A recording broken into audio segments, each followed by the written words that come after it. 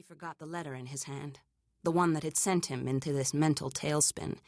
He focused instead on the television chatter in the background, the whirring and buzzing of a chainsaw outside. His Uncle Henry was readying firewood for the first cold snap, predicted for the end of the week. Not that meteorologists in Texas had ever nailed a prediction during Brandon's lifetime, but best be prepared, nevertheless.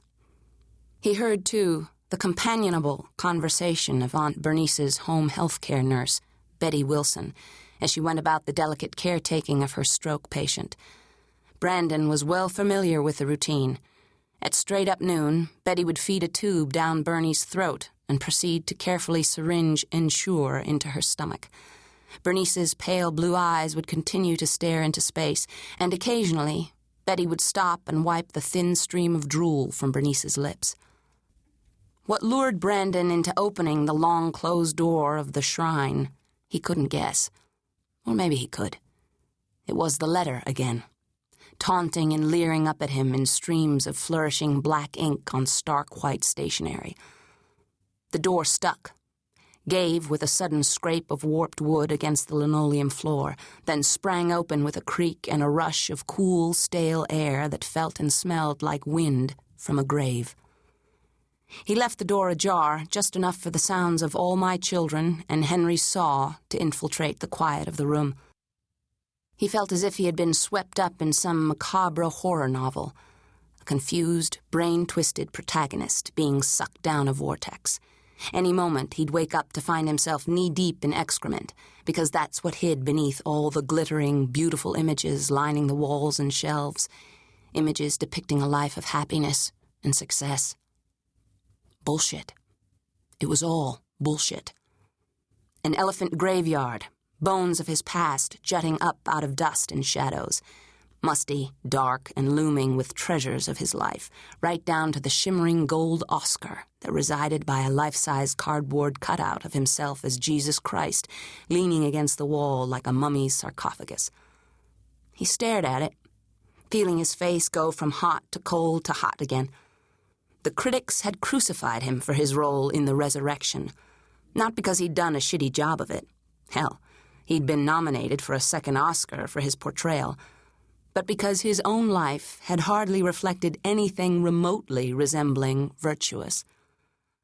As a critic for People magazine had snubbed, it's hard, if not impossible, to suspend reality long enough while watching the resurrection to believe that the man on the screen playing Jesus Christ is anything more than the Hollywood tomcat and Tinseltown terror who couldn't even attend the premiere of the movie because he was locked away in Corcoran State Prison, for manslaughter, no less. And while the resurrection may prove to be one of the most successful box office smashes of the year, we all know that the women lining up to see this movie again and again have less interest in the divinity than in seeing the Hollywood hunk walk out of baptismal waters buck naked. He gave a dry laugh. The resurrection hadn't only proven to be the biggest grosser of the year, but of all time. Church attendance had risen 25% in the month following the movie's premiere, as reported by Newsweek, which plastered his Jesus image peering out through cell bars on the cover. The article, From Icon to Idol, Something is Wrong with This Picture, included photographs of the district attorney getting pelted by stones and protesters storming the prison gates demanding the Lord's release. As if people's warped reasoning and skewed realities were his fault. Brandon shook his head free of the memory and reluctantly looked around the room. More relics were showcased behind glass, an unopened General Mills cereal box with his grinning, snaggle-toothed image beaming up at the buyer. Sales had risen 50% within 6 months of his gracing the box, along with a commercial that debuted during the Super Bowl. That commercial had led to others. Cola, candy, games, children's cold medicine, Jell-O pudding, which he couldn't eat, because every time he so much as smelled it, he puked. By the time he turned 8, he'd landed his first television series, and his face was emblazoned across TV Guide 4 times over the next 5 years. Each time after, the show won an Emmy for Best Drama Series. The series had been about a family of delinquent foster care kids. Brandon billed over the adult star, who eventually became so pissed at being billed below a brat whose mother slept with the producers to get the little shit his star billing, that he refused to renew his contract for a 6th season, which was just as well. By the time Brandon reached his 13th birthday, the rumblings of trouble had begun to filter through Tinseltown as ominously as earthquake aftershocks. The once cute as a bug, angelic-faced Brandon Carlyle had a King Kong-sized attitude and a streak of wildness that would eventually put Charlie Sheen and Robert Downey Jr. in the shade.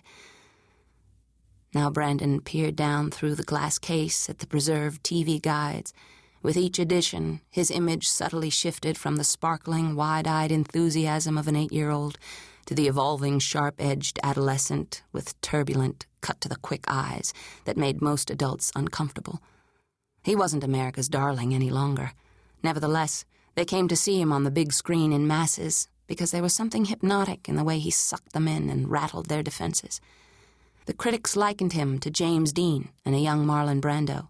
Cool, tough, wicked, heartbreaking, accomplished, brilliant. Perhaps the finest young actor in the last 3 decades. There were framed movie posters on the walls and magazine covers. He'd made People 8 times, once as sexiest man alive. There was Movie Line, Entertainment Weekly, Vanity Fair, and even Cosmo as the man most women fantasized about while having sex. Of course, there were other photos. Brandon with women, models, actresses, a photo of him in Paris with Princess Diana, snapped just weeks before her death, another rollerblading with John Kennedy Jr. in Central Park. But the photograph most cherished by Bernice and Henry was the one that included them, taken backstage moments after Brandon had won his Oscar for Best Actor in a Dramatic Role for A Dark Night in Jericho.